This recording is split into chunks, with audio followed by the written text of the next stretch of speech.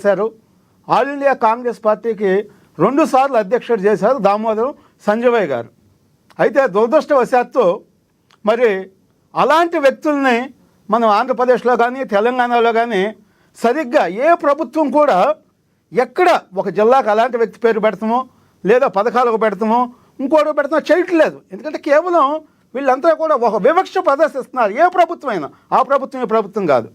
అట్లా కాకుండా రౌడీలో, గోండాలో, మాఫియాలో, ఫ్యాక్షనిస్ట్లో ఇలాంటి పెద్ద పెద్ద బిరుదులు ఏదైతే ఉన్నాయో వాళ్ళ పేర్లు పెట్టి ఇవాళ యువతని మొత్తం రోడ్డు మీద తీసుకొచ్చి ఇవాళ నరుగుతాం, చంపుతాం, రేపు చేస్తాం, ఏది చేసినా మీ మీద కేసులు ఉండవు, మేమున్నాం, మా లాయర్లు ఉంటారు, లేదా కోట్ల రూపాయలు ఖర్చు కావాలంటే మేము పెడతాం. అంటే ఈ పరిస్థితి అంతా ఎందుకు వచ్చిందంటే రాజకీయం అనేది ఒక సేవగా చేయాలి, సేవకుడిగా ఉండాలి రాజకీయ నాయకుడు, ముఖ్యంగా ప్రజాప్రతినిధులు.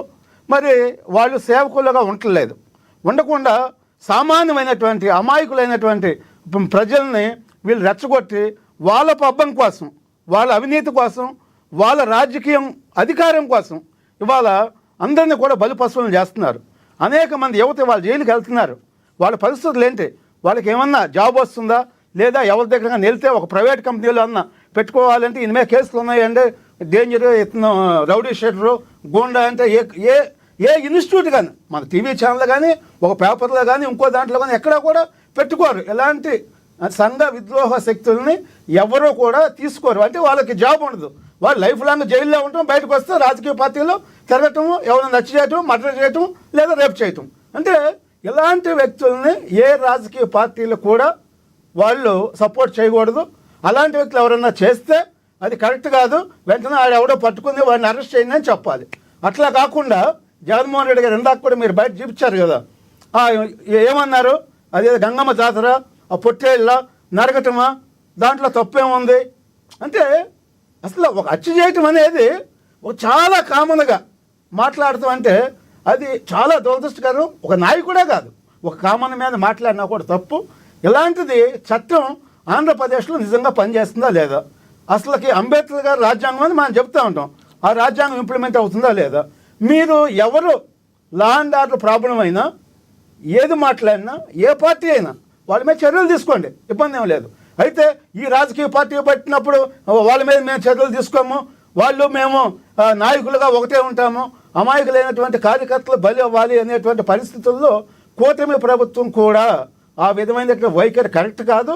లా అండ్ ఆర్డర్ ఉండాలంటే ఎవరు మాట్లాడినా, ఆయన ఎమ్మెల్యేనా, ఎంపీనా, మంత్రా, లేకపోతే ఇంకొకళ్ళు అనేది కాదు, ఎవరు లా అండ్ ఆర్డర్ని స్పాయిల్ చేయడానికి రాష్ట్రాన్ని అరాచక శక్తులను పెంచి పోషించాలని ఎవరు ప్రయత్నం చేసినా ఇక్కడ వాళ్ళ మీద యాక్షన్ తీసుకోవాలి. శ్రీనివాస్ గారు, ఇంకొకటి, కూటమి ప్రభుత్వం వచ్చిన తరువాత ఎవరైతే కొంతమంది ఈ రకంగా మాట్లాడుతున్నారో వీళ్ళని అరెస్టు చేయడానికి కూడా గతంలో వాళ్ళు కన్నా వైసీపీ వాళ్ళు అయితే అరెస్ట్ చేయడానికి 1కి 100 సార్లు ఆలోచిస్తున్నారని, ఎందుకు వాళ్ళని అరెస్టు చేయలేకపోతున్నారు, రకరకాల విమర్శలు వస్తున్నాయి. అదేమంటే రెడ్ బుక్ రాజ్యాంగం అని ఏమైనా మా మీద అపవాదు పడద్దని ఆగుతున్నారా, దేనికి ఆగుతున్నారంటే ఎలా ఆలోచించాలంటారు మీరు? రెడ్ బుక్ లేదు, వైట్ బుక్ లేదండి. వాళ్ళ చట్టం తన పని తను చేసుకోవాలి. చట్టం కొంతమందికి చుట్టం కాకూడదు, లేదా చట్టం కొంతమందిని చూసి భయపడకూడదు.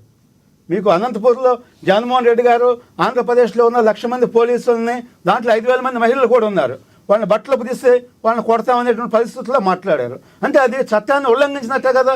ఒక కామన్ మ్యాన్ అంటే తెలియక ఏదో మైనర్ అంటే 10 సంవత్సరాలు ఏదో మాట్లాడని చెప్పచ్చు.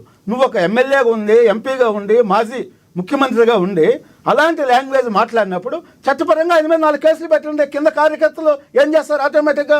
మొన్న అతను ఎవరో తెలుగుదేశం పార్టీ కార్యకర్త కిరణ్ అని భారతిరెడ్డి గారిని ఏదో కామెంట్ చేశారన్నారు.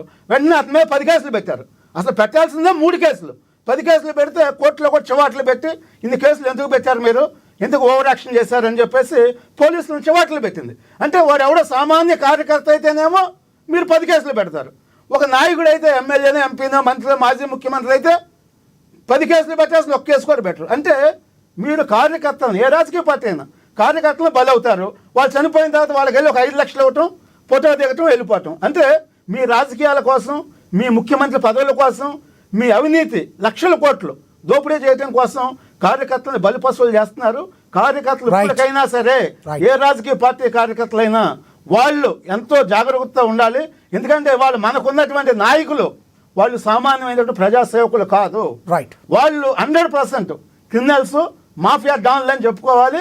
అందువల్ల మీరందరూ కూడా మీ జీవితాలు బాగుండాలంటే, మీ ఇంట్లో మీ తల్లిదండ్రులు మిమ్మల్ని కన్నందుకు ఒక అర్థం ఉండాలంటే, మనం ఒక ఆంధ్రప్రదేశ్లో మరి దేశంలోనే నంబర్ 1 రాష్ట్రంగా ఎదగాలనేటువంటి పరిస్థితుల్లో మనం ఇవాళ ఉండి ఇలాంటి సంఘటనలు, అరాచక శక్తులను మనం ప్రోత్సహిస్తున్నామంటే పోలీస్ డిపార్ట్మెంట్ కూడా చాలా పర్ఫెక్ట్గా యాక్ట్ చేయాలి. పోలీస్ డిపార్ట్మెంట్ కూడా చాలా కొంతమంది వ్యక్తులు అయితే అధికారులు, ఒక ఐజీలు, డిఐజీలు, కమిషనర్ లెవెల్లో కూడా కలుషితం అయ్యారు. గతంలో కాదంబరి అనేటువంటి ఒక డాక్టర్ని విజయవాడలో కిడ్నాప్ చేసి 2 నెలలు పెట్టారు, ఎక్కడ గెస్ట్ హౌస్లో పెట్టారు. అంటే పోలీస్ అధికారులే కిడ్నాప్లో ముఠా సభ్యులుగా ఉన్నారు. అందువల్ల పోలీసుల వైఖరి, ఎవరైతే డీజీపీ ఉన్నారో, హోంమంత్రి గారు ఉన్నారో, అదేవిధంగా ముఖ్యమంత్రి గారు కానీ, పవన్ కళ్యాణ్ గారు కానీ, ఏ పార్టీ అని చూడొద్దు. మనం ఏ విధంగా అయితే మీరు కిరణ్ మీద 10 కేసులు పెట్టారో అట్లా కాకుండా ఓవర్లుక్ చేయకుండా చట్టం పని తన